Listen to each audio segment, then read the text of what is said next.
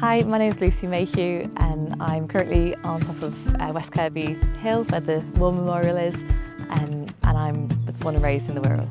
So we're currently stood at the base of the War Memorial on Grange Hill, which stands at 50 metres above sea level, and that's because that's the height of what the chimney stacks would be at the Meols AGI. I first heard about the proposals for peak clusters scheme, I think it was around mid-January.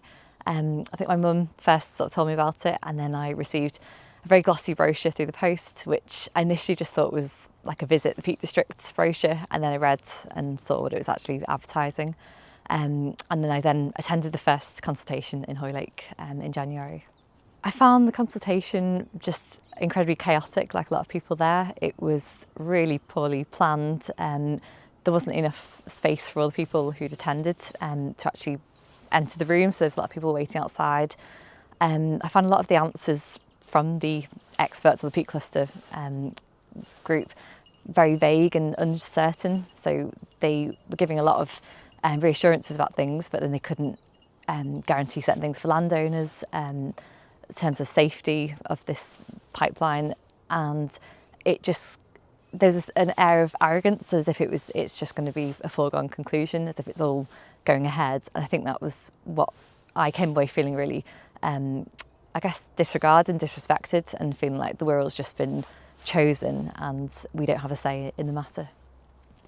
I think this carbon capture scheme is a bit of a scam, to be honest. I think it's just a way of greenwashing these industries and allowing them a few more years of just carrying on as they are and emitting CO2. It's not a fix. It's I think it would mean the Wirral taking on, the Wirral doesn't benefit from this. We're not creating these emissions, and yet we're being used as the kind of exhaust pipe, and it almost comes across as the kind of thing that you might say, put your hand up in class and say, oh, this is a way of kind of getting rid of CO2, and everyone would laugh because it's such a ridiculous idea.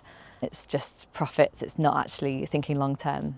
There is, a lot of risk and uncertainty with it, and there've been schemes that have been scrapped because they're not economically or ecologically viable. That they're just the amount of the billions that are being invested in this to extend the lifespan of these cement industries for a few years. It doesn't make sense. It doesn't add up. We're so lucky to have so many green spaces and woodland, and it isn't just a pipeline that's just going to be hidden and out of mind.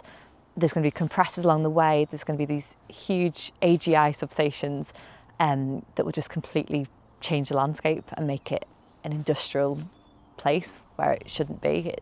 There's a lot of uncertainty even in the UK climate experts that are questioning these carbon capture schemes because they're not what they're cracked up to be at all. And I think they're just taking a risk and experimenting. If this did go ahead, I think it would change how the Wirral feels, and at the risk of sounding like not in my backyard, it's not that. I think if it was happening anywhere, if I knew that a place that had such greenbelt land, ancient woodland that can't really just easily be replaced, I'd feel just as strongly. And I think a lot of the Wirral, we feel protective because we've got things to protect, and it would be a disservice to our generations before us and generations to come if we just let this happen. I couldn't look my sort of hopeful future children in the eyes knowing that I'd just let this happen, that they couldn't enjoy the same kind of quality of life and have these spaces. We need to fight this.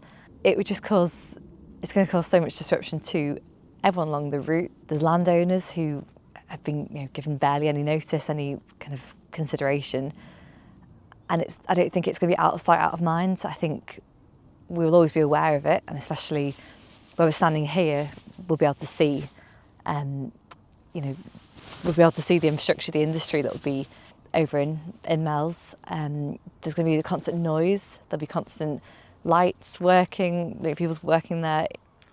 I think all of those things massively impact people's well-being and mental health. I think we can't disregard that.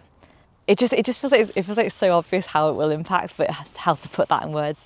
So ultimately, it's going to be us, the taxpayers, paying for this proposal. It's not for our benefit at all, and it'll be our future generations that are paying for it as well. Everyone will be affected by this, and I feel really strongly that we have to fight this. If I was speaking to Feet Cluster right now, I would tell them that they've clearly not done the research. They don't understand the Wirral or the land. They've not shown respect. They've had a arrogance in terms of thinking it's just a foregone conclusion, and quite frankly, they can stick their pipe where the sun don't shine. We don't want it here, and they've got a fight on their hands, and that's why they've faced the most opposition to this pipeline on the Wirral. So on the 1st of May this year, I'm going to be performing at Future Yard in Birkenhead, along with a host of some incredible musicians, and we are performing and putting this fundraiser gig on with Action Against CCS to basically stand in solidarity against this ridiculous scheme. So as a musician, the local landscape, it sounds a bit cliche, but it really does actually inspire my music, my writing, and not just myself. We've had we've got the Choral, Bill Ryder Jones, many musicians who I'm sure probably have also taken inspiration from the local landscape. I have a couple of songs that I definitely know I've written inspired by the Views hymn, but inspired by the natural landscape, and it's also just the kind of the quiet spaces that we need. If we start losing those green belt spaces and those fields, those woodlands, like the hills around here, where can we go? Where can we go to just sit and be with our thoughts and think about these creative things? So we're standing on top of Graange Hill, which is 50 metres above sea level, and we're standing at the base of the monument. So looking out, I can see Tulacre Lighthouse in the distance. I can see the edge of the Great Orme and Llandudno. I can see Hilby Island in the foreground, and then closer we can see West Kirby. We've got West Kirby Grammar School, residential school. I can see the Royal Liverpool Golf Course. I can see the old lighthouse and Red Rocks nursing home. And then panning down to Stanley Road, and I can see the railway line in the foreground. And then leading on to the rest of Hoylake and to Meols. And then we've got Morton in the distance, and then you can see Leasowe Lighthouse. So my great uncle, Frederick Mayhew, he's on the cenotaph here at Grange Hill, and he grew up in West Kirby. I went to school at Caldy, and very sadly he died at the age of 18 in the Great War, in the First World War.